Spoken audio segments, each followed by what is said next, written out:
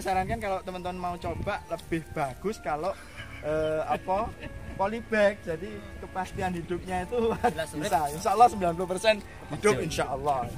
Kalau katak memang ya bisa sampai 35%. Alhamdulillah mulai tahun ini ya petani sudah mulai respon ya. Kemarin kita coba budidaya melalui polybag itu kok juga banyak yang sudah ngambil.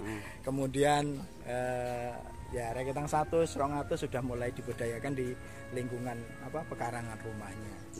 Selama ini saya menggunakan yang tetap tidak menggunakan kimia ya? Tidak ada sama sekali. Saya sebenarnya pingin atau punya harapan ini bisa diberdayakan di masyarakat kita, terutama di desa kami, di lingkungan kami. Karena saya dengar informasi tahun 2021 tidak ada kegiatan sarpras, alangkah baiknya itu dimanfaatkan untuk kegiatan produktivitas, peningkatan produktivitas tanaman porang ini. Jadi nanti masyarakat bisa diberdayakan melalui kegiatan ini dengan subsidi silang dari kelompok tani kah atau pemerintah desa kah, terutama dari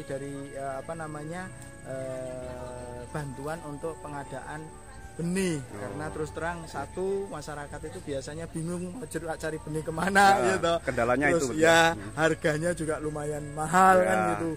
Kadang informasi di sana tidak sama. Terus yang ketiga, kepastian benih itu berkualitas. Ini yang yang paling penting. Kalau benih dapat tapi tidak berkualitas ya juga kasihan nanti akhirnya kan banyak yang tidak bisa maksimal. Harapan saya nanti kalau bisa di cover oleh pemerintah desa, bisa berdayakan kepada lebih banyak ke masyarakat. Tentang MDPL biasanya itu porang itu kan lebih cenderung di MDPL tinggi. Nah, Ustadz di sini adalah salah satu pelopor ya, pelopor untuk membudidayakan porang itu di MDPL rendah kemudian lahan terbuka itu. Sejauh ini gimana perkembangannya untuk lain tempat ini maksudnya? Yang saya rasakan alhamdulillah sih sebenarnya kalau kita mau tekun insya Allah hambatannya hanya satu, mungkin dibantu dengan naungan paranet mungkin bisa naungan buatan. Naungan buatan mungkin bisa agak mengurangi kadar cahaya. Porang contohnya dia mampu hidup di lahan jenis apapun selain pupuk sebagai pendukung. Tentu saja MDPL di sini sangat diperlukan ya.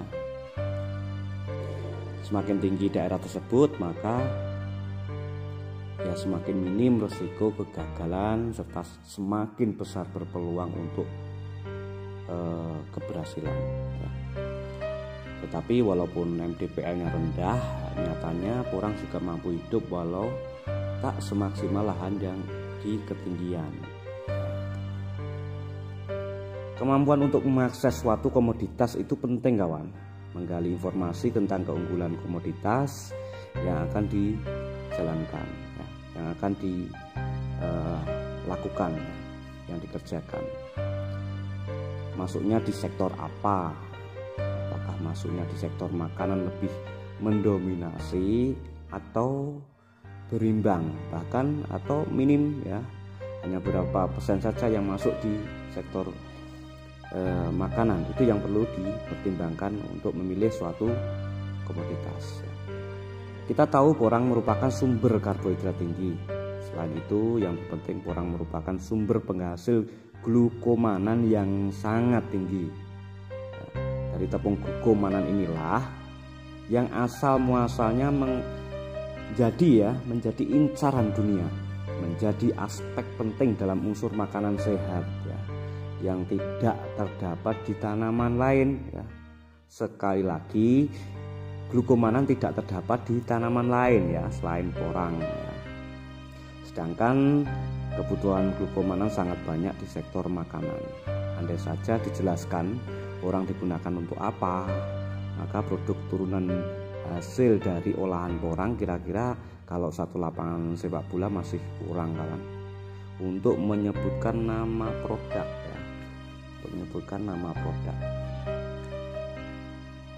Kesimpulannya di sini adalah alhamdulillah ya, Tuhan telah memperkenalkan kita untuk komoditas porang ya. Betapa sangat banyak manfaat yang terkandung di porang. Maka Kesimpulannya, yang utama kita harus memulai menanam. Dari kacamata hasil olahan porang yang 80-90% mendominasi di sektor makanan, disitulah titik kesimpulannya jelas ya. Titik kesimpulannya sudah jelas. Pembeli atau pabrik penerima baik itu dalam negeri maupun luar negeri jelas sangat banyak. Seperti supply dan demand ya, itu belum berimbang kawan. Masih demand mendominasi daripada yang supply. Yang supply siapa? Yang supply adalah kita dan kawan-kawan sebagai seorang petani. Maka kesempatan kita untuk menanam itu sangat terbuka ya. Peluang memperbaiki perekonomian di tingkat pedesaan sangat tinggi sekali ya. Sangat berpeluang ya.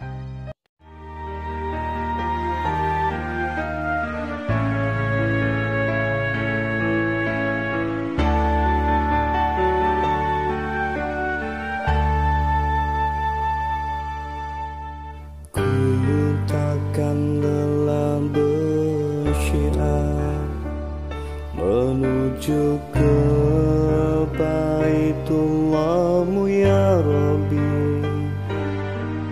agar jiwa yang gelap bersadar akan kebesaran-Mu ya Ilahi.